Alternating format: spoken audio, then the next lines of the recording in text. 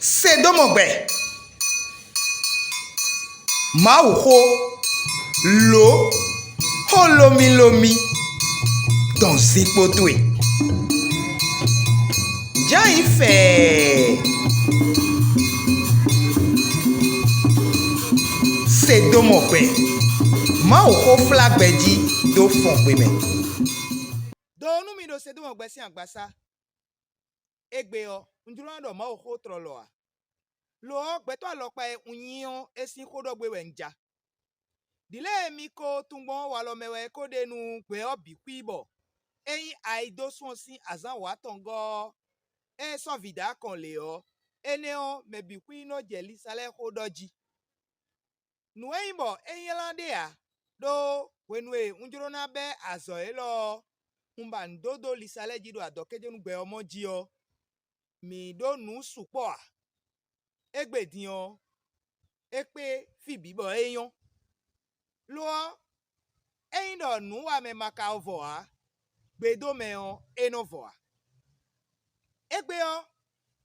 Nakpita no ponu mi Bo ene gudo o Nu yue edemele alo le mi na siku wanugbon Bo lisa mi yon mi adoji perero gbe me fio Mi na kende u bonado sutana Gbero kwa bo Mi blo sisenu wa fo eko li do weonu onko dasia Nka tre odo asikonton lo a Po Lengbo plato che o Yilomi de sisenu wa fo Bodo mi je ken ro po bodole Ndo po ge bona kambio we Bono yon ne teka we Pero Avo e karo kotu e o Fide aka he avo mon koton si Meton ka we Acho de teka yene o Dile mi komogbon nu kambio ro po ge we edo a Nu kambio atomo he edo bokaro mi do ro po ge Nu boy Tomi ton gbigbo meton le o Ye no babona ya ugbo si glado fu bonole E mawa jijon aziyon jio Gwenenu o Nu de nyelendo ekoro linlewe Bodo ado nu mo koton kambio mi e o Ewe nkoro didosi we o Afoyon na si wado mitenti no egbedi Alo nu komiton egbedi murado Hodo anu mi we a Trolo teto me o Unlita me klakla Bomonole a Mena ho dion o monu kunu jeme dole Nyonu wero hen avo Afoyon Ma koro nyonu gbedo e flaforo nu glone Alo Flafo Uno Donkwe vute ngbeju blo ero Agun ome Do kale vodo Donkwe vu gbeche devo Do gbe ome boro sinsan wewe ya Kanu obio mi una sinton Lo gbe yilomi Bo kambio mi Monje gbe to supode Bo eno yilome ha eno kande biome ha Lo me nado Ho nado do Nu siso wule o eno do dudo e Me nanli Nue nanli de wule o eno do dido e Medele no vesino le Ajato mewe ngo sisi Do Nzavo do ko utu Mika tu ganjiro ajanu le o Ye kuno savo Do ko le nomblogbon osi Ye no zavo bono Koda bomele Nsi kublo a Do nya ajanu a Ye de kuno gewe tu le nomblo nu etongbon e Nika ino kwedan le uwe Mi do jele mi do e o Mika na modo le kwedan le o Utu susunu We no sodoko Bo le kano blo nu mo koton gbonda idiyon E sodo Modi Dandan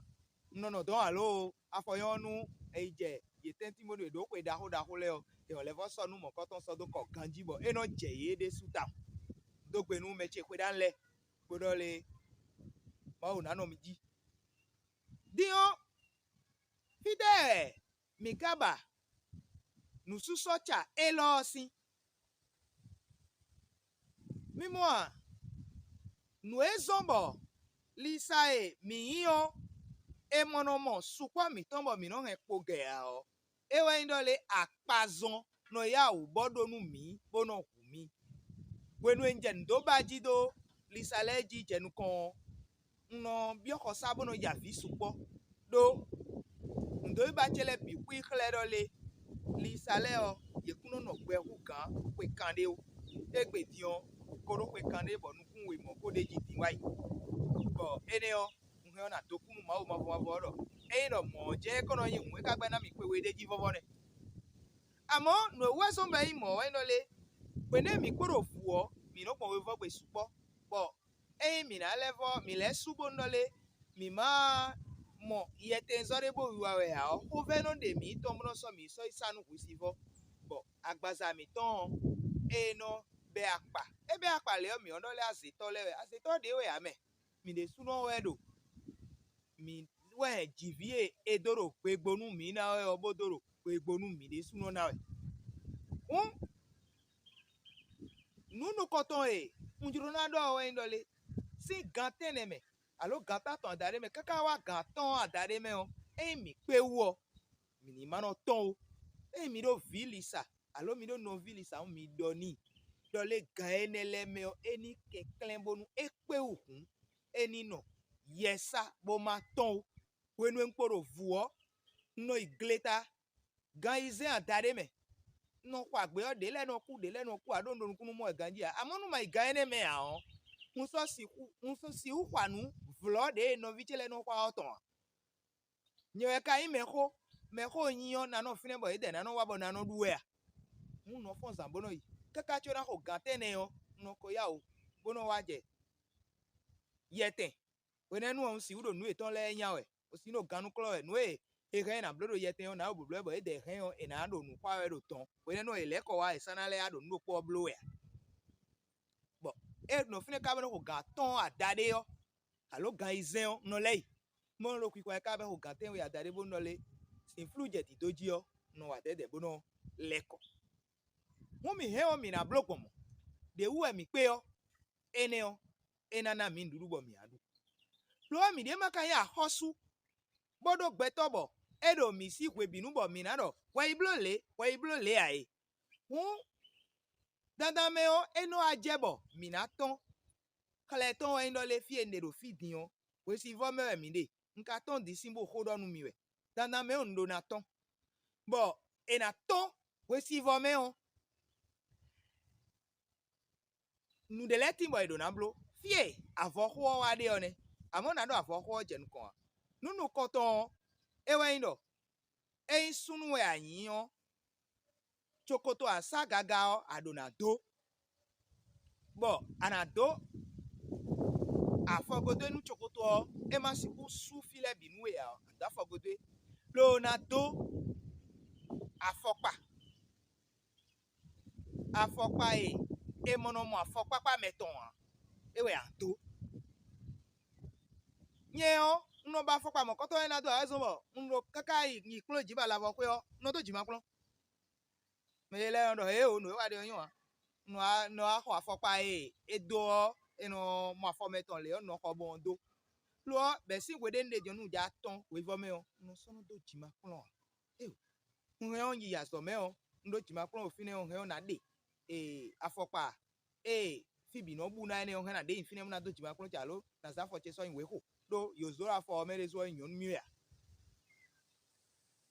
awo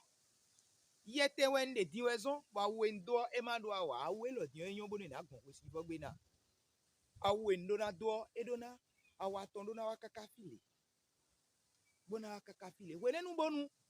ndo yiwe o ngan na ze alo chewe le da po me bonu so alo le da po me o ene o fibi hu yo avodo utuche bo nti so de bonu we si fo so si homia dion gbakun ndo na kwe gbakun bo elo ni njuro na blo tope vu pede o ewe no kwe lo e me mo a elo ko igbakun de no kwe o amo ndo yete alo jablo tope kwe bo ma kwe ngbe fi kwe ngbe o ma li an no kwe elo le e me mo a mi tun gbakun de afiti sato njuro to le o ino kwe o ewe mi do na kwe be no chi le ba ya mi kwe le o mele no nu mi ton do aho do nu mi ton mo lo mi no gbe pe de o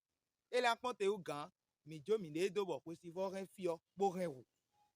do apazon ene o ebe o eno kuwa akpa no kwa bo ena khode kaka ena plame toto kwe ena ze me gbon nabide ntungbe to bo ye ze kaka kacho kujen ku mo me nabide we me ro kwa me we me aton eze kaka kujen ku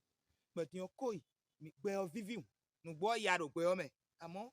mi lo mi mana ma ba ozmo ebi yo do me obo mi wuli bonu mi de pere but yon no eta we so ma fo no ro fido afo ere on ena su ko me le ko gudo bo we si vo na du ko gudo a lo nu de votimbo enon blo enon so afo le nu mi trona je we vo gbe je we enon so afo le bo no tun le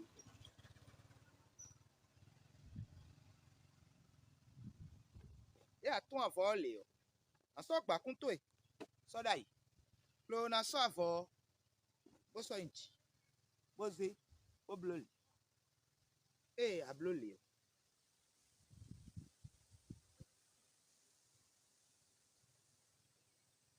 so gba kun bo so kwe deji akwe gba kun da fo ji le o ren afo le we nenu o fi de do fi le o monu kunu ze fi lo do monu kunu na bo gba kun de do fi ye ton na zon bo kwe si vo na wa fi lo a we nenu o ablo gwi de do ne bo ko de so dia ahan wa na yi amo level no we vo gbe dian nu de voti mo ren no le blo we yin do nu sa u dede bo nu sa u no no le ton bo nu sa u lisa le ton bo yo vo le blo bo ren no ko no ne ka va ki kaka je dian na ko ro chaki e foton ko ton alo chaki ko mo ko bo ko ro po no amazon de bua we ren na blo sun aton ren on enazan yo vo le no ren wa bonu ye gosin yo vo to me bo wa bona no Africa gbeji o ero ke nu sa mo ko to wa bona sa bona le we forma dido ye nu sa we ne le biwe eblo nu mi a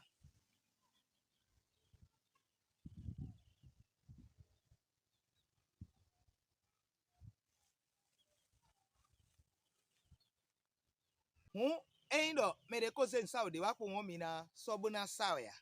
lo eyan wa to kede le o ye ren na do nu mi do nu sa we lowo eyan me no toto eno pe nkun do agbaza wule o ye dele we no won lanu me ba no ikodo atike ho kwele atike sa kwele bo do le me de kana ren sin yo voto me na ze wa nu mi o ren o na do mi do SPF 50 nous do crème solaire SPF 50 o eneon eyon mi mi na zan ene SPF 30 de souyon amo non ren bien 50 o weyon mi na sa do mi juro na ton nous do mi si o mi juro na ton mi na sa mo fi bikui tito mi ton epo cheju gban mi na ko sa me moi nu mi na mi sa tro lobo je vo gbe eleyon e ka via ki kaka bo ki ko ton veu bo no aka mazan de bua o we anzan goro po nu sun aton mi mo le akweda ko we achi nye de suno no ko egbo no ko e ka do mo ba na ton je we o amo limu to yo ahan na sa bo limu o no no zo we vo no gon me o mo